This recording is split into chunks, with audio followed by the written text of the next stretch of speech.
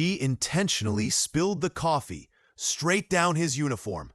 Then she laughed and said, "Oops, guess it blends in better now." Everyone froze.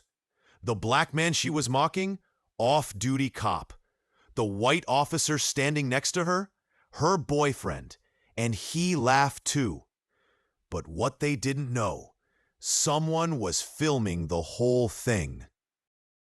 The morning sun rolled over the Georgia hills like honey spilling slow and gold.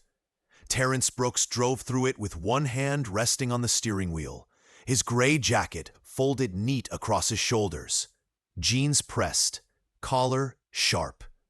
The man looked like discipline itself, not stiff, just deliberate, like someone who'd spent years learning how to stay calm when the world tried to shake him.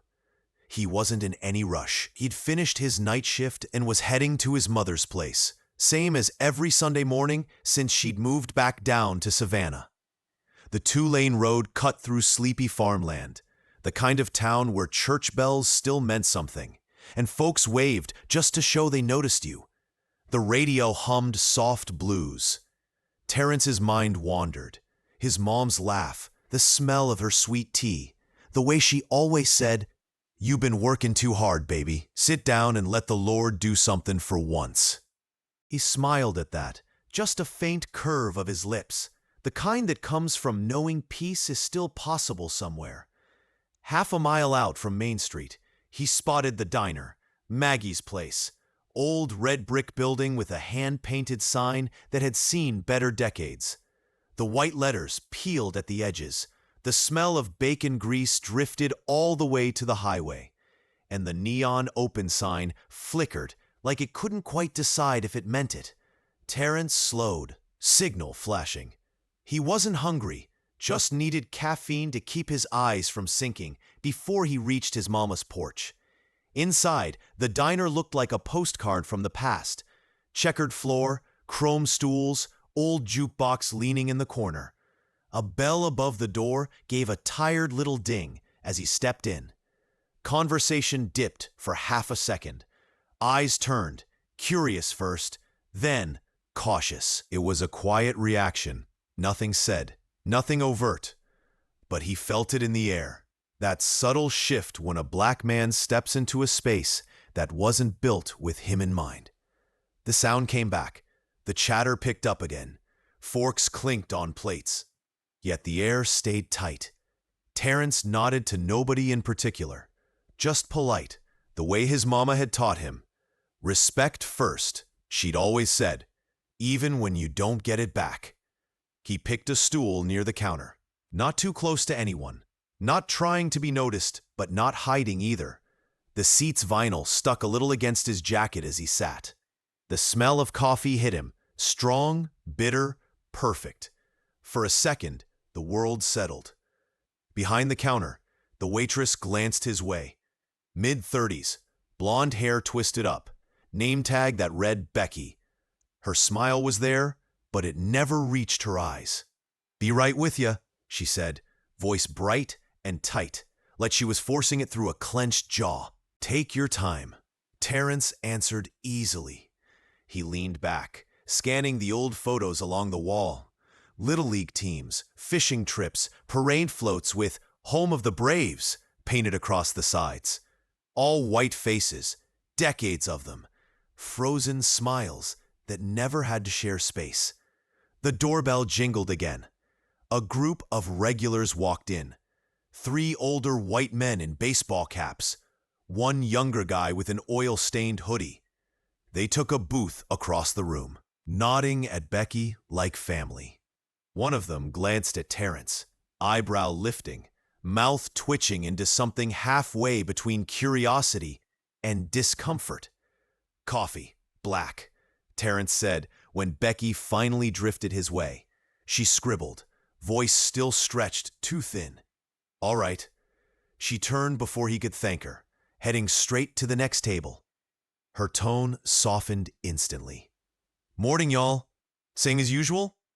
They laughed, trading stories about fishing and football, voices loud enough to drown out the soft hum of the Terrence sipped the moment's quiet, feeling the eyes flick back every so often, little glances that slid away when he looked up. He wasn't new to it. He'd learned how to breathe through that kind of tension. Still, something about the room felt off. Maybe it was the way the light through the blinds carved sharp lines across the counter, splitting the space like boundaries. Maybe it was the way Becky's laugh came quick and false, whenever the men said something barely funny. Maybe it was just Georgia being Georgia, polite on the surface, mean underneath. When she finally set his cup down, the porcelain clinked a little too hard on the counter. "There you go," she said flatly. Terrence nodded. "Appreciate it." Steam curled up, fogging his glasses slightly. He stirred slow, calm, like he had all the time in the world. Outside, a dog barked. The bell over the door rang again. Another customer came in. Heavy boots, jangling keys. Uniform blue under a brown jacket. Terrence didn't turn, just caught the reflection in the metal napkin holder. The man tipped his cap toward Becky. "Morning, babe." Becky's face lit up. Too quick, too wide. "Hey, Kyle," she said. Terrence didn't react. Didn't need to. He just sipped his coffee, the bitter warmth settling in his chest. The kind of warmth that keeps you steady when you can already sense the chill coming. The diner carried on like normal. Orders called, plates sliding, syrup bottles sticking to tables. Yet underneath, a quiet electricity built, invisible but real. Terrence could feel it. Years in this town had tuned him to these small changes, the pause before a storm, the hush before a crowd turns cruel.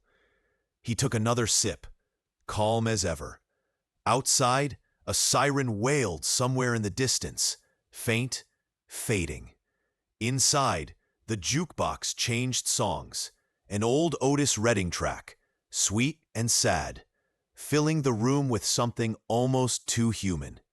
Terrence exhaled slow, steady. He didn't know it yet, but this cup of coffee was about to light the match that burned through the whole town.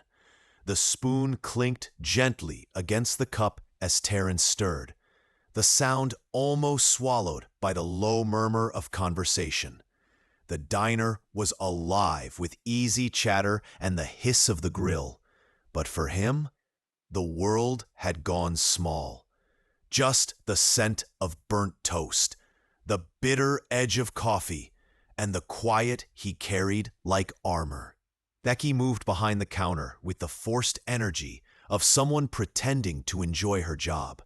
Her ponytail swung with each step, her smile flickering only for the tables that deserved it, and Terrence wasn't one of them. She walked past him 3 times, once to refill another man's cup, once to deliver pancakes, once just to laugh at something the group in the corner said. Each time, her eyes skipped right over him like he was part of the furniture, not a paying customer. He didn't complain. ... He'd learned long ago that speaking up too soon only made things worse. In towns like this, calm could be mistaken for weakness, but losing it meant giving them what they wanted. The bell over the door rang again. A woman with 2 kids, both in baseball uniforms. Becky's smile reappeared like a light switch had flipped. "Hey, y'all, sit wherever you like." She handed them menus and brought water before they'd even taken off their caps. Terrence's cup had been empty for 10 minutes. He caught Becky's eye, finally, and lifted the cup slightly. Not demanding, just polite. "When you get a chance," he said softly. Her jaw twitched. "Sure thing." But she didn't move. Instead, she turned to wipe an already clean counter, pretending not to see him again. The men at the booth, the same ones who'd laughed earlier, watched her little performance like it was theater. One of them smirked and muttered something that made them all chuckle under their breath. Terrence didn't catch the words, but he knew the tone. He'd heard it in locker rooms, parking lots, and classrooms since childhood. That easy laughter that said, "You don't belong here." Becky finally sauntered over, notepad in hand, though she didn't need it. "You need something?" she asked. Terrence's voice stayed steady. "Just a refill, if that's okay." She sighed, loud and exaggerated, as if he'd asked her to rearrange the furniture. "We're a little busy, sir," she said. "Might take a minute." He looked around. The place was half empty. "It's fine," he said calmly. "I'll wait." Her fake smile tightened. "Good." She turned to the pot, filled the cup halfway, and set it down harder than necessary. The coffee sloshed, a few drops hitting his sleeve. She didn't apologize. Terrence took a napkin, dabbed at the spill, kept his eyes on the cup. "Thank you," he said, voice still low. Becky cocked her head slightly, lips curling. "Didn't think we'd get your kind this early," she said with a thin laugh. The words hung heavy in the air. The men in the booth looked up, waiting. Even the jukebox seemed to fade out mid-song. Terrence's hands froze over the napkin. He didn't flinch, didn't blink. He just looked at her. One heartbeat too long. The silence louder than anything he could have said. Becky smirked, satisfied with herself, and turned away like nothing had happened. A few seconds later, her laughter broke out again. High, brittle, directed at nothing. "Some people just don't know how to take a joke," she said, loud enough for everyone to hear. The men at the booth snickered. Terrence stared into the coffee. His reflection looked tired, older than 42. He'd been through worse. In uniform, in neighborhoods where tempers burned hotter than asphalt. But somehow, this little theater of humiliation over breakfast felt heavier. Maybe because it was so small, so casual. He took a slow sip, ignoring the sting in his chest. Then Becky came back again, carrying a tray of plates. As she passed, her hip brushed the edge of the counter, just enough to bump his elbow. The cup tilted, spilling a dark streak down his gray jacket. "Oh," she said, hand to her mouth, mock surprise etched across her face. "Oops, guess it suits you better now." Laughter again, louder this time. The men at the booth clacked the table. Terrence froze, then exhaled through his nose, steady. "It's fine," he said quietly, even though the stain spread down his sleeve. Becky tilted her head, eyes shining with amusement. "You sure? Don't want to make a scene, honey." Her tone was sweet poison. Terrence looked up, eyes calm, voice even. "I'm not the one making it." That shut her up, for a second. Then her smile twisted sharp. "You people always got an attitude," she muttered, low but not low enough. The air went cold. Forks stopped clinking. The old man at the end of the counter cleared his throat, but didn't speak. The waitress at the register looked down at her nails. Everyone heard it. Nobody said a thing. Then came the sound of boots, heavy, deliberate, approaching from 2 booths down. Officer Kyle Reese, Becky's boyfriend, stood up, his badge glinting just enough to catch the fluorescent light. His smirk said it all before he even opened his mouth. "You heard the lady," he said. "Time to go." Becky crossed her arms, smiling now like she'd won something. Terrence looked at him, really looked. The face was familiar in a way he couldn't place yet. But the tone, the stance, the arrogance, that was familiar everywhere. He wiped his sleeve with another napkin, calm as always. "Didn't realize coffee was against the law?" Kyle's jaw flexed. "Don't get smart." The diner went dead quiet. All that remained was the sound of the coffee machine gurgling behind the counter, spitting out its last few drops like punctuation. Then, somewhere near the door, A soft click. The unmistakable sound of someone starting to record on their phone. Nobody moved. Nobody breathed. Terrence didn't rise yet. He just met Kyle's gaze with that quiet, unflinching look of a man who'd spent his life holding himself together in the face of other people's weakness. Outside, the sun burned bright over the parking lot. Inside, the air turned to glass, and everyone knew something had just started that couldn't be taken back. The diner sat in that strange silence where even the hum of the refrigerator seemed too loud. The smell of burnt grease and stale coffee hung heavy, trapped under the fluorescent lights that buzzed like nervous insects. Terrence Brooks didn't move. Not right away. He sat with his hands resting flat on the counter, every breath slow and measured. The dark coffee stain on his jacket had already cooled, stiff against the fabric. Around him, forks hovered mid-air, spoons paused halfway to mouths.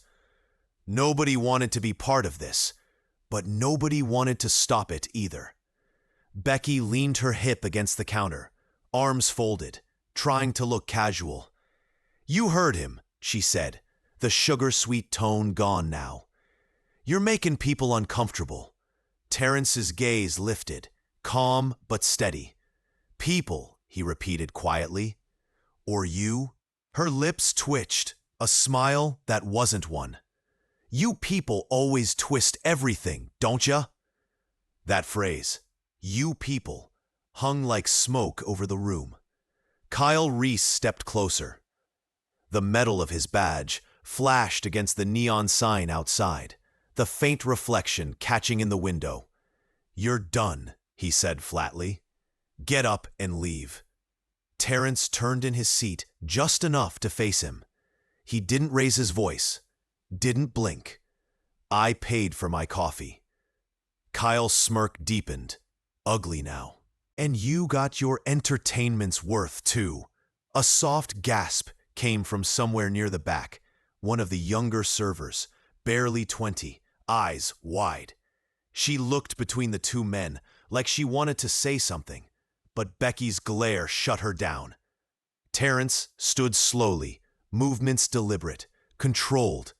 He was taller than Kyle, by an inch, built solid but not aggressive, just quietly strong, like the kind of man who had spent a lifetime learning how to carry weight without showing it. The air between them crackled, invisible but alive. "Don't make a scene," Becky said again, louder now, performing for the room. "You're scaring folks." Terrence's voice was calm enough to chill the blood. "I'm not the one shouting." That sentence sliced the silence clean in half. Kyle's hand twitched near his belt. Habit, instinct, ego. But he caught himself. The badge glinted again, and he puffed up his chest instead. "You want to go to jail for trespassing, pal? 'Cause I'll make that happen." Terrence didn't flinch. "You arrest the man for sitting down and drinking coffee?" Kyle's jaw tightened. "I'll arrest you for whatever I damn well feel like." The words dropped like gravel hitting glass. Somewhere near the door, a teenage girl whispered, "I'm recording this." The faint glow of her phone camera reflected in the diner window, shaky and small, but it was there. Becky spun toward her. "Hey, turn that off!" But it was too late. The video had begun. The room was frozen. The white waitress and her uniformed boyfriend standing over a quiet black man with a coffee stain on his sleeve. Every angle told the same story, whether anyone spoke or not. Terrence exhaled slowly, shoulders easing. He didn't move toward the door, didn't argue, just looked at Kyle with that tired, steady patience that came from years of swallowing pride in rooms just like this. "You done?" he asked softly. Kyle blinked. "What? You done trying to prove something?" Becky scoffed, trying to laugh it off, but it came out nervous. "He's just trying to do his job, all right? Don't get all dramatic. Terrence tilted his head slightly. What job is that? For a heartbeat, nobody breathed. Then Kyle said, Keep the peace. Terrence's eyes didn't waver. You think that's what this is? The quiet that followed wasn't peace. It was shame. He could feel the weight of every stare in that diner pressing against him. The people who wanted him gone. The few who wished they had the courage to stand beside him. And the one girl holding her phone, hands trembling. Terrence reached into his pocket slowly, pulled out a 20, and set it on the counter. For the coffee, he said. Becky's voice was sharp, defensive. Don't act like a martyr. Ain't nobody doing nothing to you. He looked at her for one long second that said everything words couldn't. Then he turned to go. As he stepped past Kyle, the officer muttered under his breath, Shoulda stayed quiet, boy. Terrence stopped mid-stride. The word hit like a slap, quiet but unmistakable. He didn't turn around right away, just stood there, hand tightening once at his side. Then, calm as a prayer, he said, That's Sergeant Brooks to you. Kyle's face flickered. Confusion first, then disbelief. Before he could react, Terrence walked out into the sunlight. The bell above the door gave its little ding again, almost cheerful, cutting through the tension like it didn't know what it had witnessed. The silence that followed was suffocating. Becky crossed her arms tighter. The men at the booth avoided each other's eyes. The young waitress at the register looked like she might cry. The teenager with the phone lowered it slowly, staring at the screen. On it, the last frame showed Terrence's back as he walked out, tall, calm, unbroken. The diner didn't know it yet, but that 30-second clip was about to set the whole town on fire. The video hit the internet that night, dropped without warning, posted by a teenager who couldn't sleep after what she saw. The caption read, White cop laughs while his girlfriend humiliates a black man in a diner. This is America, 2025. No hashtags, no tags, just that line, raw and simple. By sunrise, it had over 600,000 views. The clip was short, 28 seconds, but it said more than any speech could. You saw Becky spill the coffee, saw her laugh, heard Kyle say, You heard the lady, time to go. You saw Terrence sitting there, calm, quiet, dignity wrapped in silence, while the whole diner looked away. And you saw that look, that single second before he stood, when his face said everything that words couldn't. Twitter exploded first. That calm hit harder than a punch. Imagine humiliating a man that composed. This is how racism hides now. In smiles, in uniforms, in diners. Then came the think pieces. Influencers dissected it. Activists reposted it. Morning shows debated it. Cable news ran it on loop. The anchors' voices soft and serious. We don't have all the details yet, one of them said, but it's hard to ignore the power of what we're seeing.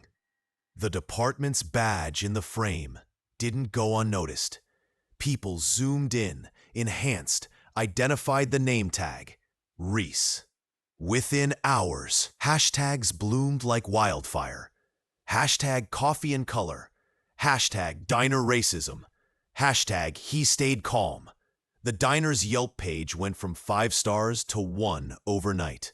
Its website crashed under the flood of angry comments. People who'd never set foot in Georgia demanded accountability from a small-town business they'd only seen through a shaky phone lens. And somewhere, deep in the chaos, the truth of it all sat quietly. A man who hadn't said a single cruel word was being turned into a symbol. Meanwhile, Terrence Bro, he was home, sitting on the edge of his bed, jacket hanging over a chair, the faint stain of coffee still visible on the sleeve. His phone buzzed with missed calls, none of which he wanted to answer.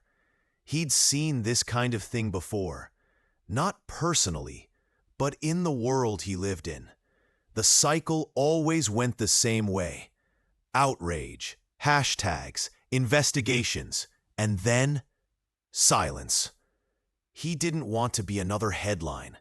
He poured himself a glass of water and sat at the table. His mother's framed photo smiled down from the wall, her words echoing in his head. "Don't let them drag you down to their level, baby. You fight clean, even when they don't." He had done just that, stayed calm, stayed clean. But the truth was, that calm came from exhaustion more than peace. When his phone buzzed again, he almost ignored it, until the name flashed across the screen. Malik Thompson. Terrence frowned, answered. "Malik? Bro, you seeing this?" Malik's voice was half disbelief, half fury. "Man, you're all over the internet." "What?" Malik exhaled. "That diner thing? Someone filmed it. It's viral. I'm talking national, T." Terrence froze. His stomach dropped. "You're joking." "I wish I was. CNN's already running it. You gotta check your name before they do." Terrence rubbed his temples. Hell. He hung up, opened Twitter, and typed diner video. There it was. The clip, the captions, the outrage. The comments poured like a river of fire. People called for the cop's badge. They demanded justice for the man in gray. Someone had even drawn a digital sketch of him, calm expression, captioned, "The face of quiet resistance." Terrence stared at it for a long time, then locked his phone and pushed it away. He didn't want this. Didn't ask for it. He just wanted a cup of coffee. Across town, Kyle Reese sat on his couch, scrolling through the same feeds. His badge lay on the table beside a half-empty beer bottle. Becky hovered behind him, pale and panicked. "They're taking this way too far," she said. "It was a joke, Kyle. You know that, right?" Kyle didn't answer. His jaw clenched as he saw his own face paused mid-laugh on the video thumbnail. "Baby, say something," she pressed. He finally looked up, anger burning under the surface. "You had to spill the damn coffee, didn't you?" Her mouth fell open. "Me? You? You laughed." "'Cause you were making a scene." Becky's hands trembled.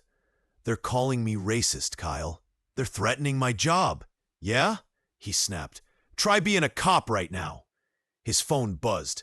Text from Captain Mills. "See me first thing tomorrow. We need to talk about this diner thing." Kyle cursed, threw the phone on the couch. It's all fake outrage. They don't know nothing. But he knew. He'd seen this before too. Not as the villain, though. Never that. He grabbed another beer, muttered, "It'll blow over." Becky sat down, voice barely a whisper. "Will it?" Neither of them noticed that the department's official account had just been tagged in 10,000 comments. By midnight, reporters were calling the diner non-stop. By morning, a news van sat outside, camera trained on the sign. And still, nobody knew who the man was. No name, no identity, just the image of quiet dignity under pressure. Commentators debated endlessly. Who is he? Why didn't he fight back? How many times does this have to happen before something changes? Terrence Brooks watched it unfold from his small kitchen table. Phone silent now, headlines flashing across his TV. The news anchor said, "Authorities have yet to identify the man in the viral diner video, but his composure in the face of discrimination has sparked a national conversation." He sighed. The irony wasn't lost on him. He'd spent his life upholding order, believing in systems that now stared back at him like strangers. He didn't want fame. He wanted coffee. He wanted nothing. But peace was gone now. The quiet had become a storm, and tomorrow everyone would know his name. By the next morning, Every local station in Georgia had picked up the diner video.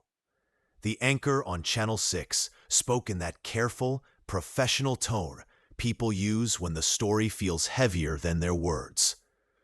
We still don't know who the man in the video is, but multiple sources say he may live right here in Chatham County. The camera panned over Maggie's diner, now surrounded by reporters and protesters holding cardboard signs. Equal coffee, equal respect, racism doesn't clock out. Inside, Becky sat in a booth with her manager, eyes red and sleepless. It was a misunderstanding, she told the news crew. People are twisting it. He made me uncomfortable first. The clip aired that same hour. Her words looped endlessly, but the internet didn't buy it. Comments poured in. Uncomfortable? For what? Sitting? Classic victim reversal. Seen it 1,000 times. Even her co-workers refused to back her up. The youngest waitress quit on the spot, posting, "I saw what happened. It wasn't a misunderstanding." By noon, the diner's owner fired Becky over the phone. "You embarrassed us," he said coldly. "We don't tolerate hate here." But the story was far from over. At 2 p.m., a local reporter named Jessica Hall got a tip. She was 28, sharp, fearless, and had built her career exposing small-town corruption. She'd spent the last 12 hours combing through body cam archives, police rosters, and local community boards, looking for anything on the mysterious man in gray. When she got the call, she was parked outside the precinct. A source inside, one she'd used before, said quietly, "You didn't hear this from me, but that man's one of ours." Jessica froze. "One of yours?" The voice on the other end hesitated. "Sergeant. Name's Brooks, Terrence Brooks. 15 years on the force. Solid rep." Her pen stopped mid-note. "A cop?" she whispered. "Yeah, and guess who's the other officer in that video?" Jessica's eyes widened. "Don't tell me." "Reese, Kyle Reese. They're in the same department." She ended the call, adrenaline burning through her veins. A few minutes later, she hit post. Breaking. The man in the viral diner video is Sergeant Terrence Brooks, a decorated officer with 15 years of service. The white officer seen confronting him, Kyle Reese, is a junior member of the same department. That single tweet changed everything. By evening, Sergeant Brooks was trending worldwide. Cable news anchors repeated the revelation like they couldn't believe it themselves. The man humiliated in that diner wasn't just an innocent customer. He was a police sergeant, a veteran officer, and the man who laughed at him, his own colleague. Clips of Terrence in uniform began circulating. Commendation ceremonies, community policing events, photos with school kids, handshake shots with mayors and sheriffs. The contrast between those proud moments and the diner video hit people like a gut punch.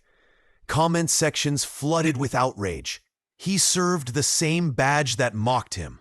You can't call it a few bad apples when the whole tree looks like this. Inside the department, chaos simmered behind closed doors. Phones rang non-stop. Public relations officers scrambled to draft statements. The chief, Robert Mills, slammed a folder shut in frustration. "How the hell did this happen?" he barked. No one answered. He turned to Kyle Reese, sitting stiff in the chair across from him, uniform wrinkled, eyes darting. "You realize the entire internet wants your badge, right?" the chief said. Kyle shifted in his seat. "Sir, it's been blown out of proportion. She spilled the coffee, and you laughed. Mill, you stood there in uniform and laughed while your sergeant was being humiliated. You think I can spin that?" Kyle's face flushed. "I didn't even know it was him. He wasn't in uniform." The chief's jaw tightened. "So that makes it better? You treat every black man like that until you find out he's one of us." Kyle's mouth opened, but nothing came out. Mills leaned back, tired. Turn in your gun and badge. Effective immediately. You're suspended, pending investigation. Kyle started to protest. Chief, get out! The door slammed behind him. Across town, Terrence sat at his mother's kitchen table, the TV flashing his own face across the screen. His mom shook her head slowly, sadness in her eyes. You can't hide from it now, baby. I didn't want to be a symbol, he murmured. I just wanted quiet. She poured him coffee. Black, no sugar. Quiet don't change nothin', she said softly. But truth does. The phone buzzed again.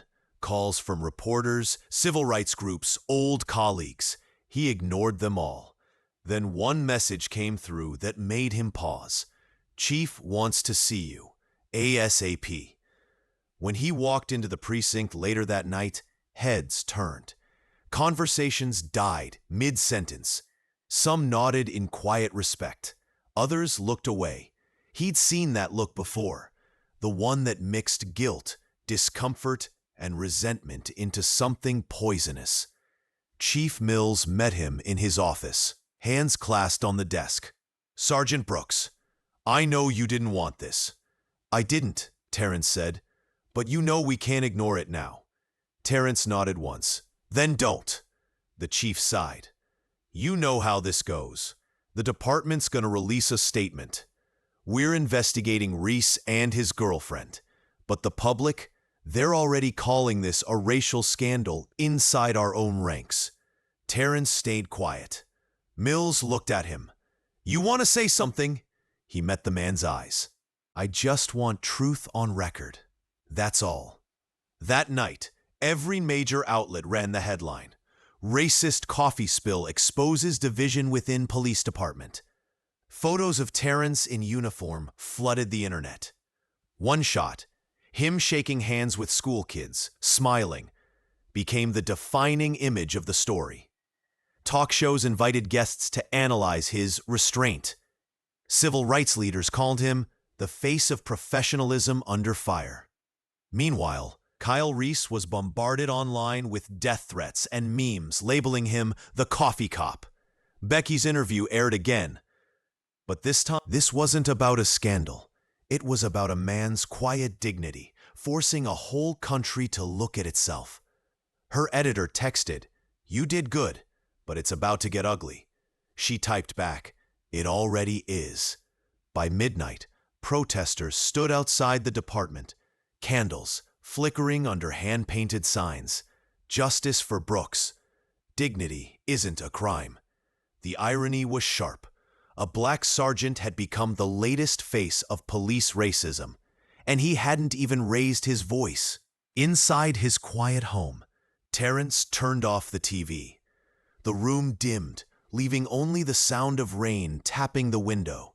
He leaned back, closed his eyes, and whispered, Let the truth burn if it has to. Because he knew the storm was just beginning. The next week came like a storm that refused to pass. What started as headlines turned into noise. Talk radio hosts shouting, morning show panels arguing, strangers online picking sides like it was a sport. Inside the station, the air changed. People didn't talk loud anymore. They whispered. Terrence Brooks could feel it the second he walked in. The same halls he'd patrolled for 15 years now felt smaller, colder, lined with eyes that weighed him like evidence. The bulletin board outside the locker room still carried his commendation photo, the one from last year's Officer of the Month. Someone had drawn a coffee cup next to his face in black marker.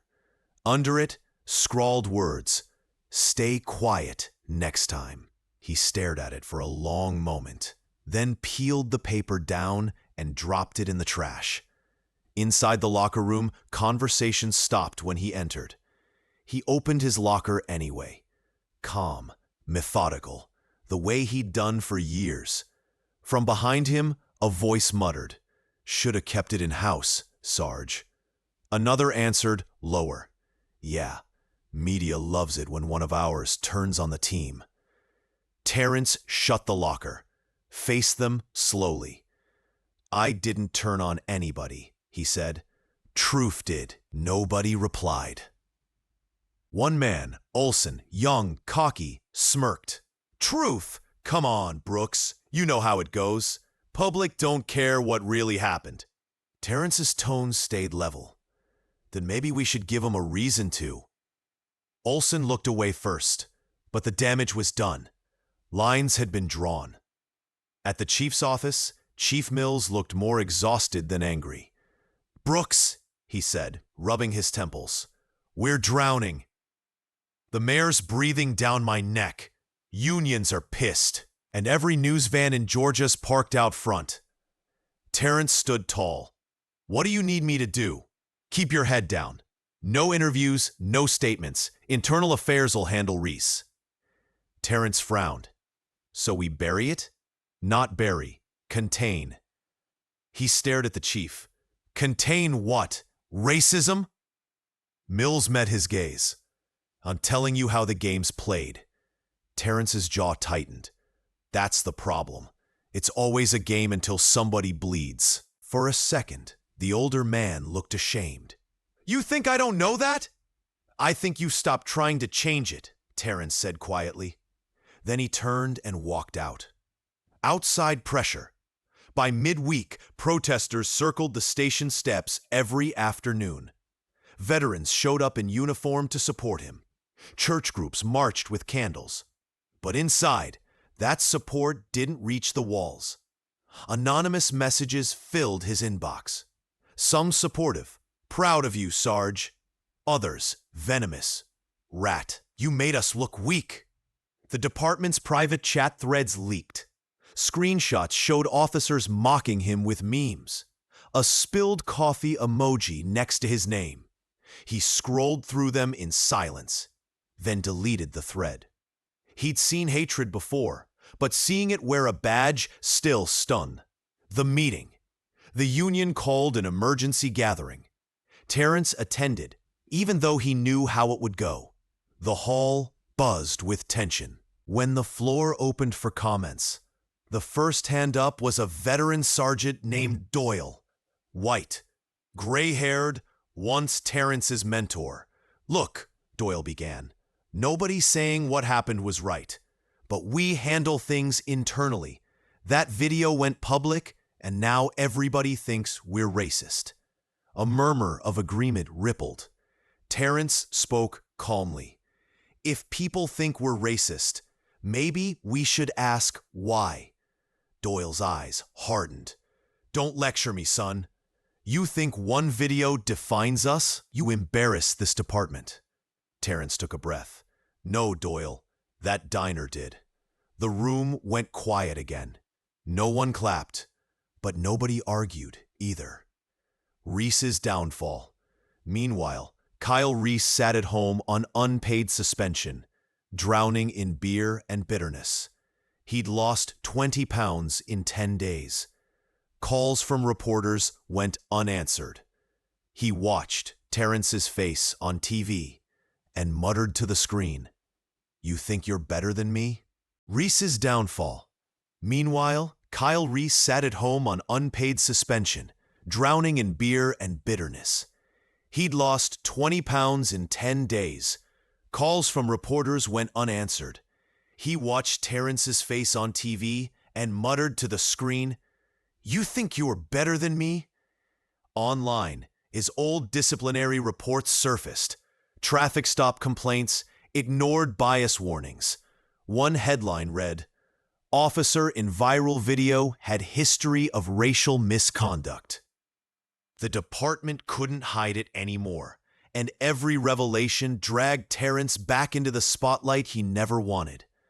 The chief's breaking point. 2 weeks in, Mills called a press conference. Reporters jammed the front lobby, microphones like a forest of judgment. Terrence stood behind him, silent, expression unreadable. The chief cleared his throat. The department condemns the actions seen in that video. Officer Reese has been terminated effective immediately. We are implementing mandatory anti-bias training and a review of our community relations policies. Questions erupted. Will Sergeant Brooks comment? Is he suing? Was this systemic? Mills held up a hand.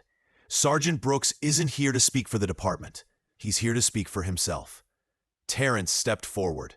Flashbulbs popped. He said quietly, I didn't ask to be anyone's headline. I just wanted coffee. But if my silence made you uncomfortable, maybe you should ask why. Then he walked off. The clip of that line hit 1 million views before nightfall. Inside the walls, back at the precinct, some clapped him on the shoulder. Others turned their backs. The same young cop who'd mocked him in the locker room muttered, Guess he's a celebrity now. Terrence ignored it. He'd learned that racism didn't always shout. Sometimes it just whispered in the corners, waiting for fatigue to win. The same young cop who'd mocked him in the locker room muttered, Guess he's a celebrity now. Terrence ignored it. He'd learned that racism didn't always shout. Sometimes it just whispered in the corners, waiting for fatigue to win. That evening, he drove home under a bruised purple sky, the patrol car lights flickering faint behind him. His phone buzzed again, from National Union of Black Officers. We stand with you, brother. For the first time in weeks, he let out a small, tired laugh. Support was arriving from places he didn't know existed. Maybe change could too. The courthouse steps looked different that morning. Polished for cameras, flags fluttering sharp against a sky the color of steel. Reporters packed the plaza shoulder to shoulder. Microphones tangled like vines. Homemade signs rippled through the crowd. Justice for Brooks. Silence ain't peace. Fix the system. Terrence stood behind the podium. Gray jacket pressed, posture steady. No sunglasses, no podium notes. Just his truth. Behind him, Chief Mills, a handful of officers, and his mother, all lined up in uneasy solidarity. When the murmurs finally faded, he cleared his throat. The microphone crackled. I took an oath 15 years ago, he began, voice low but firm, to serve this town, to protect it, even when it didn't protect me. The wind tugged at his sleeve, carrying his words across the square. What happened in that diner wasn't about coffee. It was about power, about who gets to stay calm and who gets punished for it, about who's welcome and who's tolerated. Cameras clicked like rain. A few in the crowd nodded. Others just stared, unsure if they were witnessing confession or sermon. That day I was humiliated, he said. Not because they didn't know I was a cop, but because it didn't matter if I was.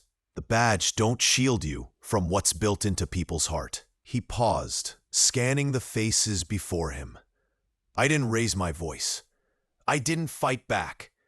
And somehow that scared folks more than if I had. But calm isn't weakness. It's discipline. It's survival. His mother's eyes glistened in the crowd. This uniform, he continued, tapping his chest lightly, means I'm supposed to keep the peace. But peace without justice is just quiet oppression. I won't wear silence like armor anymore. The words landed heavy. Even the police standing behind him shifted, uncomfortable but listening. He took a breath. We can't train racism out in a weekend seminar. We can't fix trust with hashtags. But we can start by admitting it's real. In our streets, in our stations, in our hearts. Reporters scribbled furiously. One called out, Sergeant Brooks, do you forgive them? Terrence looked up at the horizon. Forgiveness isn't the same as forgetting, he said softly. I forgive so it doesn't rot me from the inside. But I won't forget, because forgetting lets it happen again. The crowd broke into applause. Tentative first, then rolling, rising until even the cameras shook. Mills stepped forward, hand out. Terrence shook it. Flashbulbs exploded. The department, the chief announced, will implement comprehensive anti-bias training and establish a community review board effective immediately. Today, we start earning back the trust we lost. Behind them, the diner owner, now under new management, stepped to the microphone. Maggie's Place will donate a week's profits to local civil rights groups, and we're hiring an inclusive staff from this community. For the first time, the crowd cheered without bitterness. Terrence glanced at his mother, who mouthed, "That's my boy." Later, when the cameras shut off and the crowd thinned, he walked alone through the square. Reporters shouted questions, but he waved them away. The air smelled of rain and hot asphalt, a southern mix of renewal and a young black boy ran up, maybe 10 years old, clutching a scrap of paper. "Mr. Brooks, can you sign this?" Terrence smiled faintly. "You don't need my name, kid. Just remember what you saw today." "What's that?" the boy asked. "That calm don't mean you don't feel the fire," Terrence said. "It just means you control where it burns." The boy grinned and ran back to his parents. That evening, news broadcasts played the speech on repeat, clips spliced together across networks. Peace without justice is just quiet oppression. Commentators called it one of the most powerful addresses since George Floyd. Some viewers rolled their eyes, others wiped them. For the first time, Terrence's name wasn't followed by victim or cop, just voice. At home, he sat on the porch with his mother.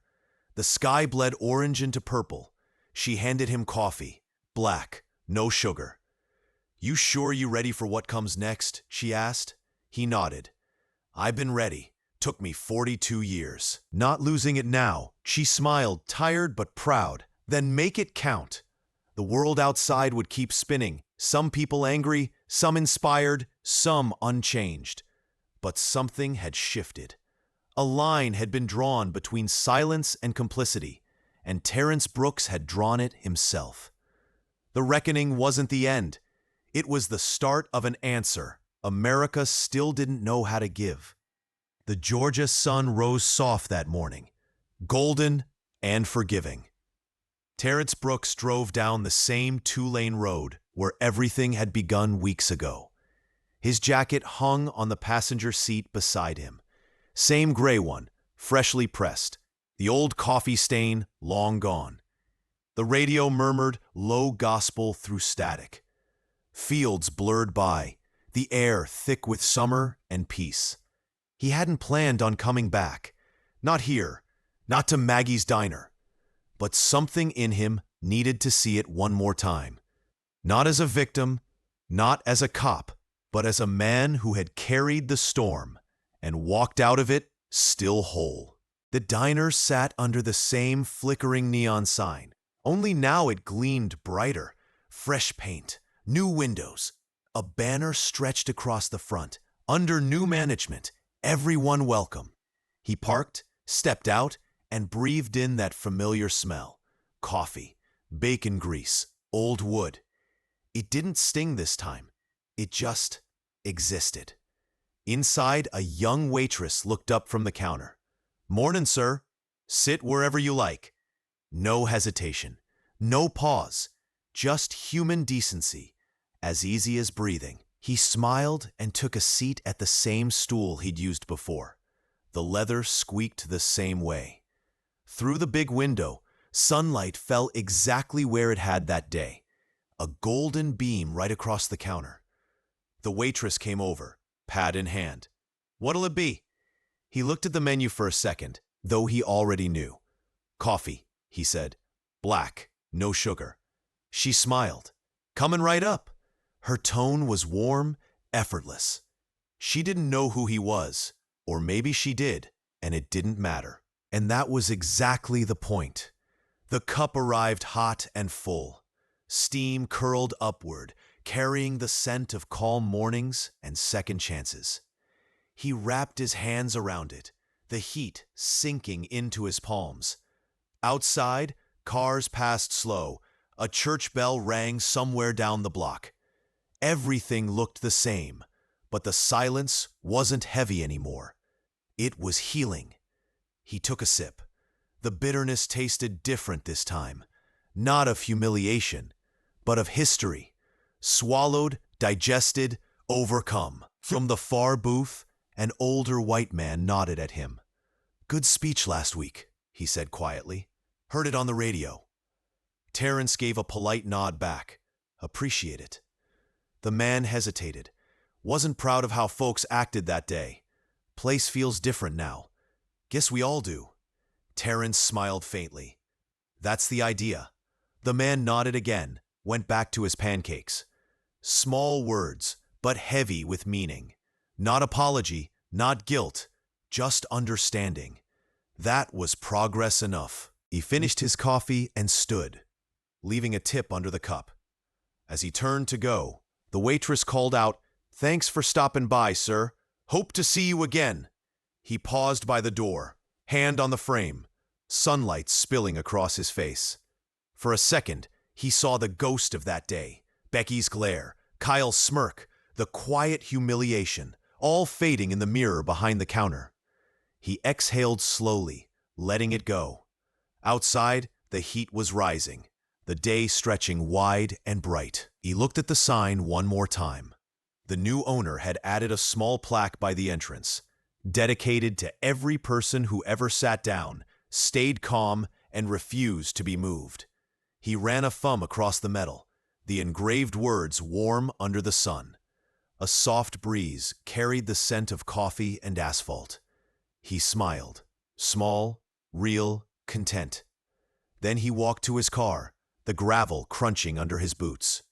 On the drive back, he turned the radio off and let the world fill the silence. The hum of tires, the chirp of crickets, the rhythm of his own breathing. All the sound he needed. He thought about the boy who'd asked for his autograph, about the protests, the speeches, the faces, angry, proud, hopeful. He thought about Becky and Kyle, probably gone from the town by now. He didn't wish them harm. He wished them clarity, because hate was heavy, and he'd learned to travel light. At a red light, he caught his reflection in the rearview mirror. Same eyes, same calm, but something deeper now. Peace that had been earned, not handed. He whispered, more to himself than to anyone else. They thought spilling coffee would stain my pride, but all it did was show the world what's been boiling underneath for too long. The light turned green. He drove on. Behind him, the town shrank in the mirror. Smaller, softer, changed. Ahead, the road stretched open, golden in the afternoon sun.